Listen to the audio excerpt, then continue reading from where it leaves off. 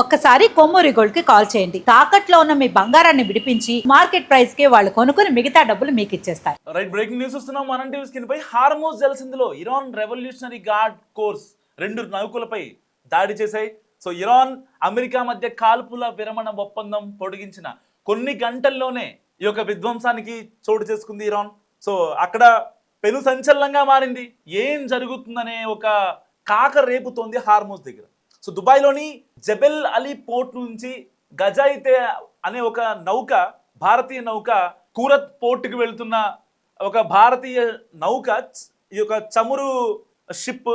So చాలా దాదాపుగా కొన్ని వందల కంటైనర్స్ ఉంటాయి దీంట్లో. ఆ కంటైనర్ మొత్తం ఫుల్ ఆఫ్ చమురు అనమాట. సో అలాంటి నౌక జలసంధి దాటుతున్న సమయంలో ఇరాన్ IRGC దళాలు అడ్డుకున్నాయి. సముద్ర నిబంధనలు ఆ నౌకలు ఉల్లంఘించాయని ఆరోపిస్తూ ఆ యొక్క రెవల్యూషనరీ గార్డ్స్ ఉంటారు కదా, so called revolutionary guards corps, IRGC team తమ కంట్రోల్లో తీసుకుంది. ఆ తర్వాత ఇరాన్ తీరానికి తరలించినట్టు తెలుస్తోంది. ప్రపంచ చమురులో దాదాపుగా 20% to 30% వాటా ఈ యొక్క హార్మోజ్ స్ట్రైట్ ద్వారానే జరుగుద్ది. మనం వాడే పెట్రోల్ కావచ్చు, ఇంట్లో వాడే గ్యాస్ కావచ్చు, మొత్తం 30% వాటా దీని నుంచి జరుగుద్ది. సో దీనిపై ఇరాన్ పట్టు బిగించడంతో అక్కడ ఆందోళనకర పరిస్థితులు ఏర్పడ్డాయి. ఇప్పటికే కొన్ని నౌకలపై అక్కడ దాడులు జరిగాయి.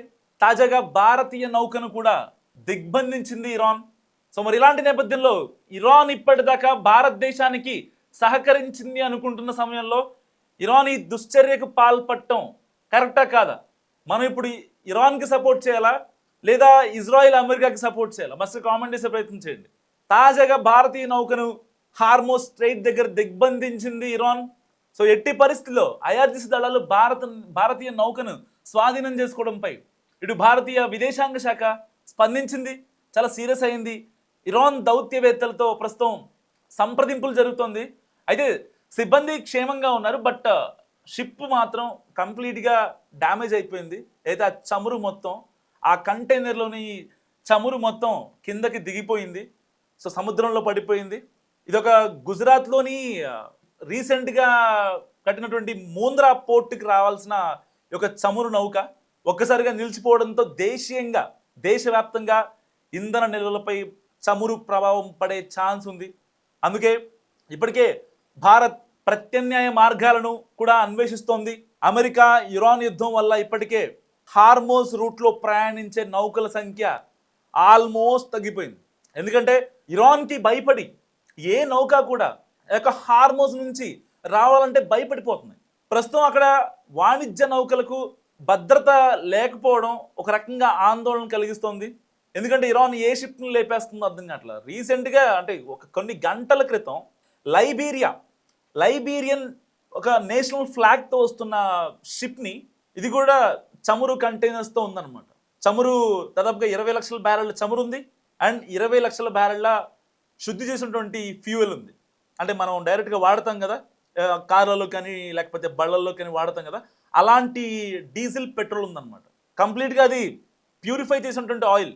అలాంటి నౌకపై ఇరాన్ డైరెక్ట్గా తన మిసైల్ని పంపించేసింది అండ్ సీ మైన్స్ని కూడా యాక్టివేట్ చేసింది. సముద్ర అంతర్భాగంలో ఉంటాయి. జస్ట్ షిప్ వెళ్తున్న ఏదైతే ఆ వేవ్స్ ఉంటాయి కదా, సో అంత పెద్ద షిప్ ఒక 300-400 మీటర్ల పొడవు, ఒక 70-80 మీటర్ల వెడల్పు and with full of containers and ఆ కంటైనర్ మొత్తం కూడా చమురు ఉంటుంది. సో అంత పెద్ద వెయిట్ ఈ యొక్క సముద్రం మీద పడిన తర్వాత ఆ షిప్ కదిలే స్పీడ్కి ఆ యొక్క సముద్రంలో వేవ్స్ క్రియేట్ అవుతాయి, వాటర్లో వేవ్స్ క్రియేట్ అవుతాయి. ఆ వేవ్స్ వెళ్ళి ఈ సీమైన్స్కి తగిలినా సరే, జస్ట్ ఆ వేవ్స్ తగిలిన సీమైన్స్కి షిప్ అమాంతం పేలిపోద్ది. అలాంటి ఒక నెక్స్ట్ లెవెల్ స్ట్రాటజీని ఇరాన్ అవలంబిస్తుంది హార్మోజ్ స్ట్రైట్లో. సో దీనివల్ల ఇటు అమెరికా అధ్యక్షుడు డొనాల్డ్ ట్రంప్ కూడా భయపడుతున్నాడు, ఒకవేళ షిప్పుల్ని కనుక మనం తీసుకొద్దామంటే. ఎందుకంటే అందుకే ఆల్రెడీ 4 రోజుల నుంచి చర్చలు అంటూ డొనాల్డ్ ట్రంప్ మాట్లాడుతున్నాడు. సరే, ఇస్లామాబాద్ వేదికగా కొన్ని చర్చలు జరుగుతున్నాయి. ఇప్పటికీ చైనా మాట్లాడుతుంది అండ్ ఇండియా ఇరాన్ విదేశాంగ శాఖతో మాట్లాడుతుంది. అన్నీ ప్యారల్గా జరుగుతున్నాయి, కానీ యుద్ధం మాత్రం ఆగట్లేదు. హార్మోజ్లో మరొకసారి ఉద్రిక్తతలు స్టార్ట్ అవుతున్నాయి. మళ్ళీ మిడిల్ ఈస్ట్లో ఒకవేళ యుద్ధం అంటూ జరిగితే నిజంగా భారతదేశం చాలా కష్టాలు ఎదుర్కోవాల్సి వస్తుంది. ఇప్పటిదాకా మనం యుద్ధంలో లేవు, ఇటు డైరెక్ట్గా లేము, ఇండైరెక్ట్గా లేము, కానీ ఎవరికి సపోర్ట్ చేయట్లా. కానీ ఒక రకంగా మనం ఇరాన్కి సపోర్ట్ చేద్దాం అనుకున్నాం.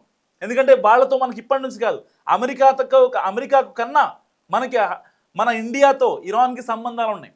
ప్రపంచ దేశాలన్నీ కశ్మీర్ పాకిస్తాన్ అని చెప్పిన టైంలో ఇరాన్ ఒక్క దేశం, ముస్లిం దేశాలకు అతీతంగా ప్రతి ముస్లిం దేశం కశ్మీర్ అనే ఒక స్టేట్ అది పాకిస్తాన్ది అని చెప్తుంటే, ఇరాన్ వచ్చి మాత్రం కేవలం అది ఇండియాకి సంబంధించింది కశ్మీర్ అని చెప్పి మాట్లాడింది. అంత దౌత్యపరమైన రష్యాతో మనం ఎలా అయితే డీల్ చేస్తామో, ఎలాంటి మిత్ర సంబంధాలు ఉన్నాయో అలాంటి సంబంధాలే మనకి ఇరాన్తో కూడా ఉన్నాయి.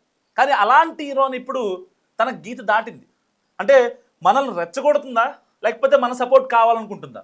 సో దానికోసం ఇప్పుడు విదేశాంగ శాఖతో భారతీయ అధికారులు మాట్లాడుతున్న పరిస్థితి. సో ఇరాన్ అమెరికా మధ్య యుద్ధం క్రమంగా యుద్ధ మేఘాలు కమ్ముకుంటున్నాయి. ఇరు దేశాల మధ్య రెండో విడత ఇస్లామాబాద్ వేదికగా జరగాల్సిన చర్చలు ఉండగా అది కాస్త వెనక్కు వెళ్ళింది.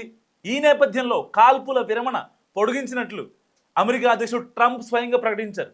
సో అయితే డొనాల్డ్ ట్రంప్ ప్రకటించాడో ఆ యొక్క ప్రకటన స్టేట్మెంట్ వచ్చిన కొద్ది గంటలకే హార్మోస్ స్ట్రైట్లో ఒక కంటైనర్ నౌకపై ఇరాన్ కాల్పులు జరపడం ఇప్పుడు కలకలం రేపుతోంది. హార్మోస్ స్ట్రైట్లో ఒక కంటైనర్ నౌకపై ఐఆర్జీసీ బలగాలు కాల్పులకు దిగాయి. దీన్ని UK maritime trade operation centres కూడా వెల్లడించింది. అవును, వాళ్ళు చేశారు అని దాడినని చెప్పి. సో కాల్పులకు ముందు గన్ బోట్ నౌకకు ఎలాంటి హెచ్చరికలు చేయలేదని.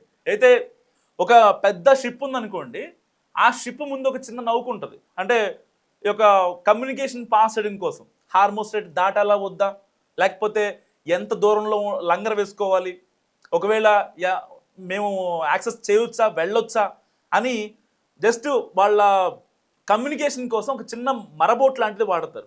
అంత పెద్ద షిప్ పద్దాక వెళ్ళాలంటే కష్టం కదా. సో దాంట్లో ఎవరైతే ఒక క్యాప్టెన్ కానీ సమ్ ఎక్స్పర్సన్ ఉంటారు, వాళ్ళు వెళ్ళి ఆ హార్మోస్ స్ట్రైట్ దగ్గర ఉన్న ఇరానియన్స్తో మాట్లాడతారు, మేము మరి వెళ్ళాలా వద్దా అని. అలాంటి ఆ బోట్ కూడా వీళ్ళు వద్దని చెప్పిన పరిస్థితి. అండ్ దానికి కూడా చెప్పకుండానే, ఎలాంటి ప్రాపర్ కమ్యూనికేషన్ ఇవ్వకుండానే ఆ నౌకపై కాల్పులు జరిగాయని, దీంతో తాము నిలిపివేశామని చెప్పి ఇరాన్ చెప్తుంది. సో తమ నౌకకు ఎలాంటి నష్టం జరగలేదని చెప్తున్నారు, కానీ వాస్తవానికి అక్కడ 2 నౌకలపై ఇరాన్ దాడి చేసింది. సో ఇరాన్ మీడియా సైతం ఈ దాడిని ధృవీకరిస్తుంది. అంటే అసలు కాల్పులు ఆల్రెడీ సీజ్ ఫైర్ అనేది ఎక్స్టెన్షన్ అయింది. ఆల్రెడీ డొనాల్డ్ ట్రంప్ కూడా ఒక చర్చలు చేద్దామని చెప్తున్నాడు. అంత మూర్ఖుడు కూడా మాట్లాడుతున్నాడు. ఇప్పటిదాకా మాట్లాడినటువంటి మొండిగటం మూర్ఖత్వంగా మారకుండా మాట్లాడే అవకాశం ఇచ్చాడు. బేసిక్గా అలాంటప్పుడు ఆ స్పేస్ని యూటిలైజ్ చేసుకోవడం చాలా ఇంపార్టెంట్. సో అంటే పవన్ కళ్యాణ్ డైలాగ్ ఉంటుంది కదా, ఎక్కడ నెగ్గాలో కాదు ఎక్కడ తగ్గాలో తెలిసిన వాడే అంటారు కదా. సో ఇప్పుడు ఇరాన్ ఇన్ని రోజులుగా ప్రపంచ దేశాలన్నింటినీ చాలా చాలా జాగ్రత్తగా అదింపెట్టుకుంది. ఎలా అయితే మనం చేతిలో వాటర్ పోసుకుంటే ఇలా దగ్గరగా పట్టుకుంటే వాటర్ మిగులుతాయి, అదే దూరంగా వేస్తే వాటర్ అన్ని కింద పడిపోతాయి. సేమ్ స్ట్రాటజీని ఇరాన్ అవలంబించింది. ఫైన్, బాగుంది. ఇన్ని రోజులుగా అదొక 45 రోజులుగా యుద్ధం జరుగుతున్నా ఎవరు కూడా ఇరాన్ని పల్లెత్తి మాట అనలేదు. అవును, ఖమేనీని చంపేశారు కాబట్టి అమెరికాకి మెంటల్ ఎక్కిస్తుంది, అమెరికాకి లిటరల్లీ ఉచ్చబోయిస్తుంది చెప్పి మాట్లాడుకున్నాం మనం. కానీ వాస్తవానికి జరిగేది ఏంటి? అయితే వాళ్ళ డిమాండ్స్ న్యాయపరమైనటువంటి అంశాలు కావచ్చు, వాళ్ళ యొక్క న్యూక్లియర్ బాంబులు వేసే ఇది కావచ్చు, దీనన్నిటినీ చాలా జాగ్రత్తగా మాట్లాడుకొని వాళ్ళ యొక్క ఇరాన్కి జరిగిన నష్టపరిహారాన్ని తీసుకోవాల్సినటువంటి బాధ్యత ఇప్పుడు డొనాల్డ్ ట్రంప్ ఒక అవకాశం ఇచ్చినప్పుడు ఇరాన్ దాన్ని యాక్సెప్ట్ చేయాలి. ఇరాన్ దాన్ని యాక్సెప్ట్ చేయకపోగా ఇంకా మహిళల్ని, ఏదైతే జైల్లో మగ్గుతున్నటువంటి 8 మంది మహిళల్ని బయటికి వదలకుండా డొనాల్డ్ ట్రంప్ చెప్పిన పని చేయకుండా ఉంటే, ఇప్పుడు రేపొద్దున మళ్ళీ సీమైన్స్ మొత్తం తీసేసి ఒక న్యూక్లియర్ బాంబు వేస్తే ఇరాన్ రాజధాని టెహ్రాన్ ఉండే అవకాశం ఉందా? టెహ్రాన్ చాలా వరల్డ్ క్లాస్ సిటీ. ఇది Tehran is equal to Abu Dhabi and Dubai అబుదాబిలో ఎలాంటి వరల్డ్ క్లాస్ ఫెసిలిటీస్ ఉంటాయో, ప్రపంచ స్థాయి నగరంగా ఎలా అయితే దాన్ని బిల్డ్ చేస్తున్నారో అలాంటి నగరం ఇరాన్ రాజధాని టెహ్రాన్. మన హైదరాబాద్కి 10 times ఎక్స్ట్రాగా ఉంటుంది టెహ్రాన్ సిటీ. అలాంటి సిటీస్ని ఇప్పుడు పేల్ చేయాలంటే జస్ట్ డొనాల్డ్ ట్రంప్కి ఒక సింగిల్ న్యూక్లియర్ బాంబ్ సరిపోతుంది. సో ఇప్పటికీ ఇరాన్ కనుక మాట వినకపోతే చాలా కాన్సిక్వెన్సెస్ ఫేస్ చేయాల్సి వస్తుంది.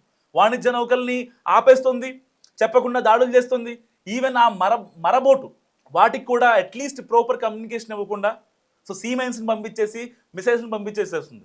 ఎవరి అంతం అంటే సో మనకు ఒక సామెత ఉంటుంది కదా, తాడిని తన్నేవాడు ఒకడు ఉంటే వాడి తలను తన్నేవాడు కూడా ఒకడు ఉంటాడు. సో సరిగ్గా ఇలాంటి ఒక అంటే వ్యూహాత్మక ప్లాన్ని కనుక ఇరాన్ ఇంప్లిమెంట్ చేస్తే ఇంకా నెక్స్ట్ లెవెల్ ఇరాన్ ఏదైతే దానికి జరిగిన నష్టపరిహారం ఉందో అది ఇంకో 10-15 years పట్టే అవకాశం ఉండదు. Almost in next 5 years Iran చాలా కుదుట పడే అవకాశం ఉంటుంది. సో మీరేమనుకుంటున్నారు తాజా పరిణామాలను చూసి? మస్తుగా కామెంట్ చేయండి.